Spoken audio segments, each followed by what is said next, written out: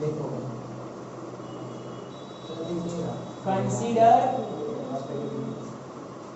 consider a electron having charge is E, accelerated in potential V, then the kinetic energy 1/mv square is equal to EV, and after by calculating 2EV is equal to V square upon में 2EV upon में M, यानी V is equal to E2V upon में M का whole by 2, and we know that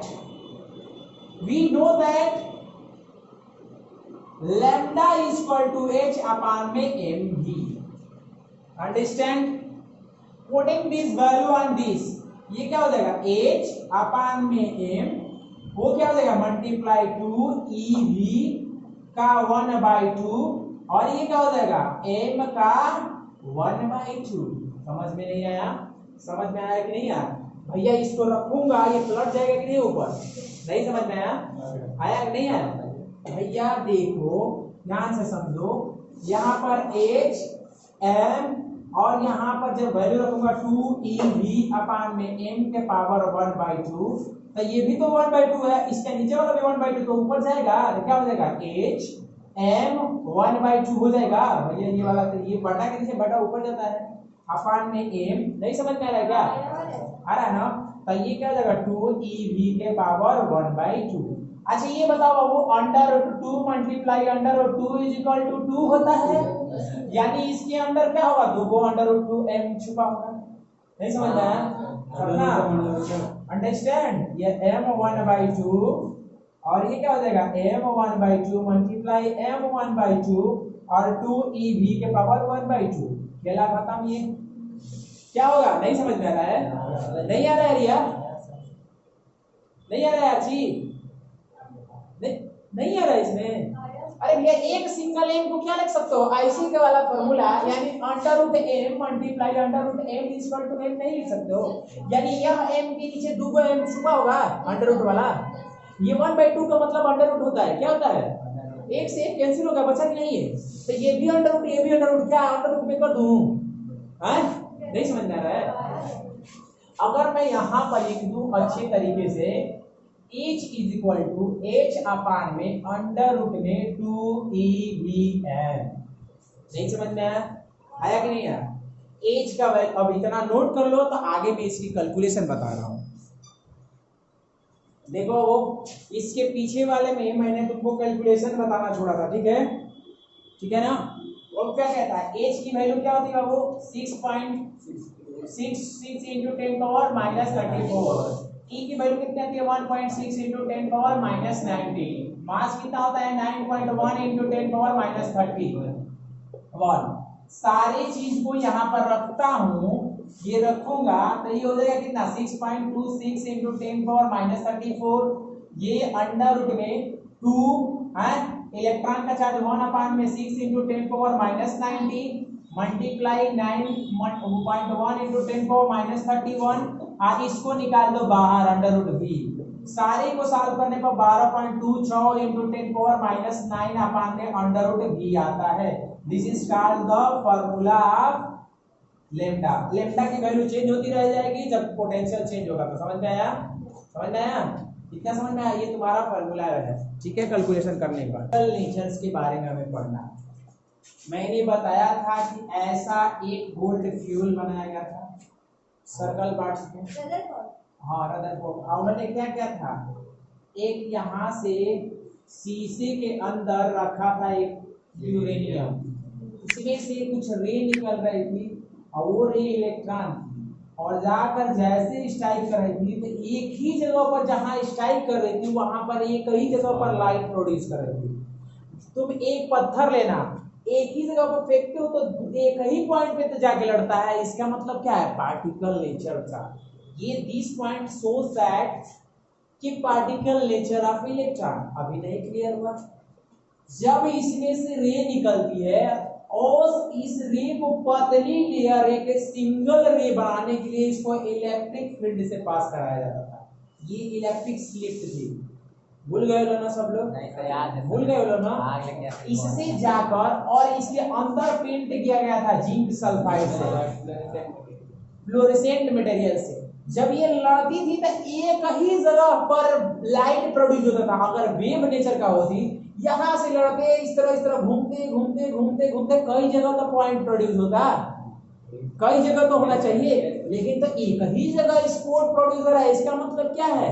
ये रे particle nature की है। This shows that the particle nature. नहीं समझ में? घर जाना, अब घर के बगल में तालाब होगा, एक काम करना, एक पत्थर उठाना, अब पत्थर को पानी के इस तरफ फेंकना, देखना इस तरफ हॉरिजॉन्टली, पत्थर ऐसे उछड़ते हुए ऐसे जाएगा तैरते हुए। लेकिन आप डायरेक्ट मारोगे तो वो जाकर एक ही पॉइंट पे लड़ेगा। समझ में आ रहा है? यानी ये डायरेक्ट जाकर हिट कर रही थी तो एक ही पॉइंट पे डिस्टर्ब हो रहा था, तो वहीं पे लाइट प्रोड्यूस हो रहा है। ये क्या शो कर रहा है? समझ में आया? कोई दिक्कत? इलेक्ट्रॉन सो पार्टिकल नेचर्स क्या अभी बना रहे हैं।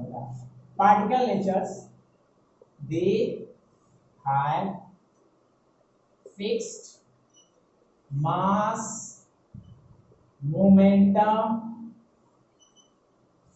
And charge. When strike on zinc sulfate screen, produce bright light at single point. This indicated the particle nature of light। जब ऐसे सर्कुलर पाथ में जाकर ये जिंक से रिलेटेड स्क्रीन पे लड़ रही थी, एक ही जगह पर ब्राइट प्रोड्यूस हो रहा था, चिंगारी प्रोड्यूस हो रहा था। इसका मतलब क्या है? यह पार्टिकल नेचर का शो करता था। ठीक है, कोई दिक्कत?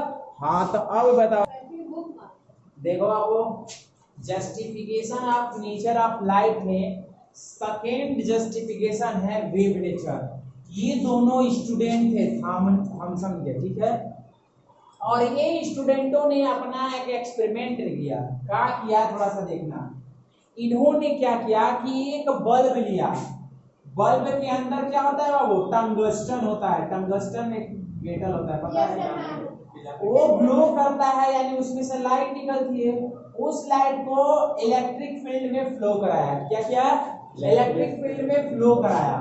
और इस फ्लो के कराने के बाद यहां से सिंगल स्लिट निकली। उस सिंगल स्लिट को निकिल क्रिस्टल से इन्होंने स्ट्राइक करवाया, और स्ट्राइक करवाया तो एक फोटोग्राफिक प्लेट पे इन्होंने देखा कि ऐसे ऐसे रिंग बन रही है, जिसको बोलते हैं डिफ्रैक्शन पैटर्न्स। कंसंट्रेटेड डार्क और ब्राइट सर्कल मिल रहा था। ऐसे डार्क सर्कल, फिर ब्राइट सर्कल, बीच में ब्राइट है ना, फिर डार्क सर्कल, फिर ब्राइट सर्कल। इसको बोलते हैं diffraction patterns. Diffraction patterns sir ji पढ़ाएंगे डिफ्रैक्शन थ्योरी क्या होती है। Young's double slit experiment sir ji पढ़ाएंगे क्लास 12 में। हाइजेनबर्ग थ्योरी सर जी पढ़ाएंगे क्लास 12 में। Huygens is the hero of wave theory, उनको हीरो माना जाता है। वही पार्टिकल नेचर के बारे में अच्छा सा बात बताएंगे। सेकेंड वेवलेंथ कैसे क्रिएट होते हैं, वेवलेंथ्स क्या होते हैं, सर जी बताएंगे ये सब सारे। मैं बता रहा हूं, जब टंगस्टन को हीट करते हैं तो उससे रे निकलती है, और वो रे को एक मैग्नेटिक फील्ड में पास कराया जाता है, और पास करने के बाद निकिल कैडमियम से स्ट्राइक कराया जाता है, तो यहाँ पर रिंग का फॉर्मेशन देखा जाता है। एक डार्क रिंग होता है और बीच में फिर ब्राइट रिंग होता है, फिर डार्क रिंग होता है, फिर ब्राइट रिंग होता है। इस रिंग का नेचर होता है एक्स रे के नेचर के जैसा। X ray wave nature show करता है, यानी यह भी वेव नेचर शो करता है, सिमिलर टू एक्स रे। समझ में आया मेरी बात? नहीं समझ में आया? when the tungsten heated at the high temperatures, the ray produced wave passes through the under the effect of electric field, and these single slit ray strike on the nickel cadmiums. We absorb the photographic plate, a dark circles and bright ring circles are produced. This ring is known as diffraction patterns, and the nature of diffraction pattern is similar to the X-ray, that shows that the light is also a wave nature. समझ में आया? समझ में आया कि नहीं आया? कोई दिक्कत, कोई परेशानी? समझ में आया? लिख दूं इसको? Understand my language what I am telling right now? ठीक? कोई दिक्कत? लिख। कंक्लूजन यही निकला कि इसका नेचर, हमारा नेचर लड़के की तरह है, तो हम लड़का ही तो हूँ, यानी यह एक्स रे की तरह मिलता जुलता था, यानी ये क्या था? एक्स रे वेव नेचर का है, तो ये भी वेव नेचर हो गया। समझ में आया? This experiment shows that the wave nature. लिख लो यहाँ पर,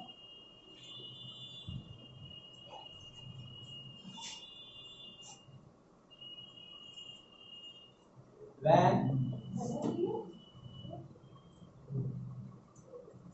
heated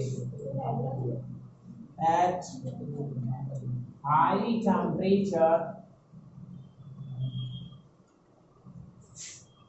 released some ray. These ray passes through electric field and form a single ray. These strike on nickel crystals. It produces a bright and dark ring. This ring is called diffraction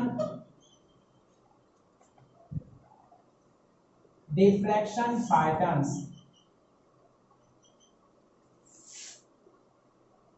and the nature of diffraction patterns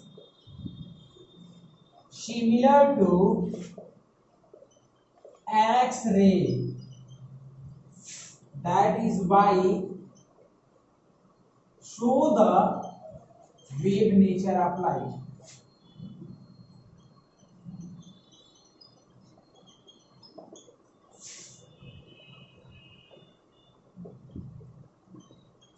understand? कोई दिक्कत?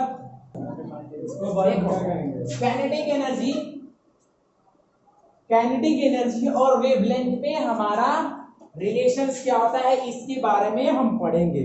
ठीक है? कैसे पढ़ेंगे, थोड़ा ध्यान से पढ़ना। मैंने अभी बताया था कि kinetic energy is equal to क्या होता है, 1/2 mv²। अगर मैं इस 2 को भेज दूं तो E इज इक्वल टू 1 में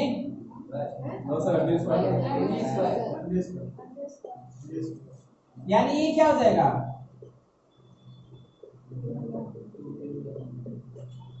and we also know that lambda is equal to h upon में mv. Putting this value h upon में m 2k e upon में ये m ऊपर चला जाएगा। नहीं समझ में आया? अरे भैया ये ऊपर जाएगा, पीछे तो करवाया था। ये m से m कैंसिल, क्या बचा h upon में अंडर में 2k e m, यानी wavelength is also directly proportional to kinetic energy 1/m। अगर जिस पार्टिकल की काइनेटिक एनर्जी ज्यादा होगी उसकी वेवलेंथ कम होगी। Wavelength is directly proportional to under root में काइनेटिक एनर्जी। मींस क्या कर दिया काइनेटिक एनर्जी वैसे वो मिल गया। देखो